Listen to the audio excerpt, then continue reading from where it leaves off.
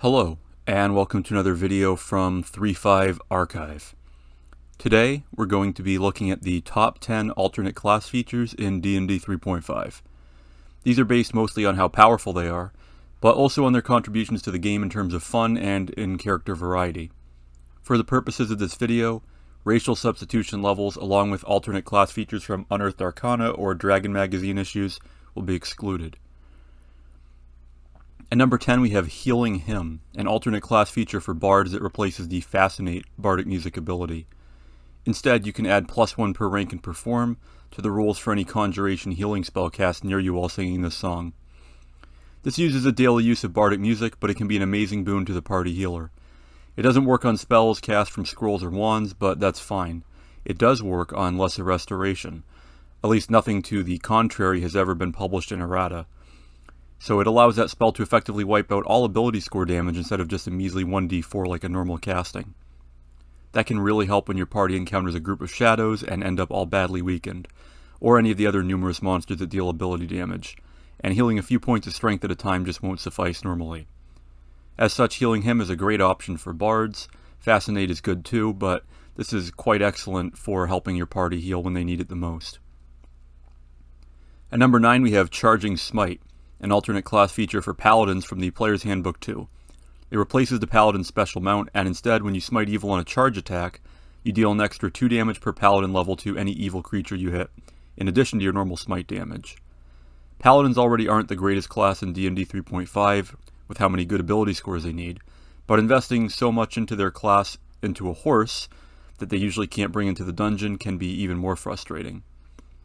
Replacing it with something somewhat like the Spirited Charge feat, albeit much more limited, gives you a good reason to charge headlong into melee, and it can be used in a dungeon with far fewer limitations.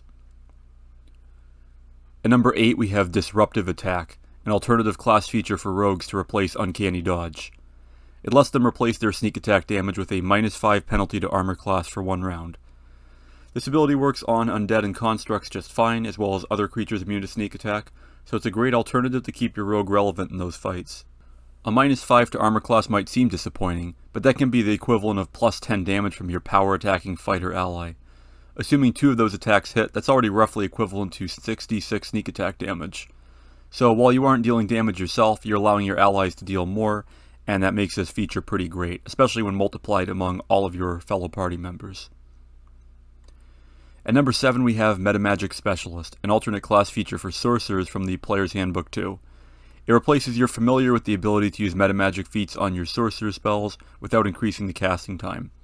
This allows you to use Quicken Spell as a sorcerer, which is extremely powerful, as it is one of the biggest downsides of playing a sorcerer in D&D 3.5 normally, that you can't use it. You can only use it 3 times per day plus 1 point per intelligence bonus, but that's likely all you're going to need. At number 6 we have Resolute, an alternate class feature from the Complete Champion sourcebook for fighters. It replaces one of the fighter's bonus feats and allows him to reduce his base attack bonus by half to gain a bonus on will saves equal to the reduction. This can be done as an immediate action, allowing you to use this in response to being targeted by a mind-affecting spell or ability, helping to patch up one of the fighter's greatest weaknesses. The changes last until the end of your next turn, but it is better to reduce your attack bonus than to fall victim to a Confusion or Dominate spell. At number 5 we have Domain Granted Power, a class feature for wizards from Complete Champion that replaces one of their wizard bonus feats. It allows them to choose one domain and use that domain's granted power as a cleric of their level.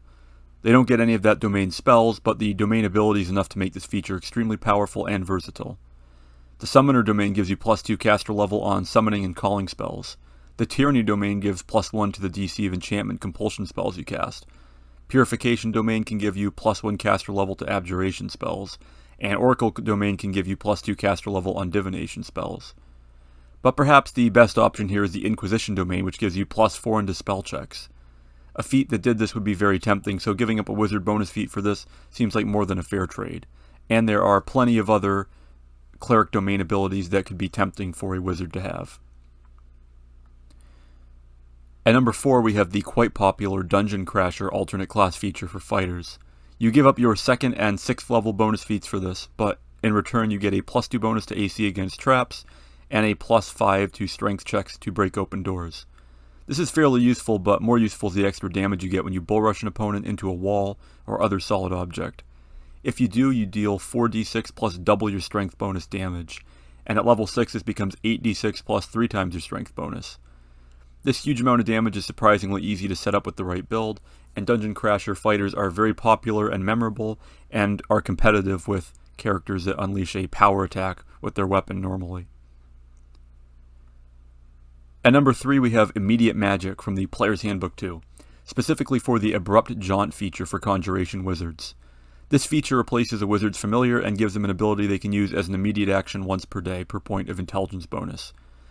Abrupt Jaunt allows you to teleport up to 10 feet, so this could apparently be done in response to an attack, so long as the wizard is aware of it, allowing the wizard to avoid attacks 7 or 8 times per day at higher levels, if not more.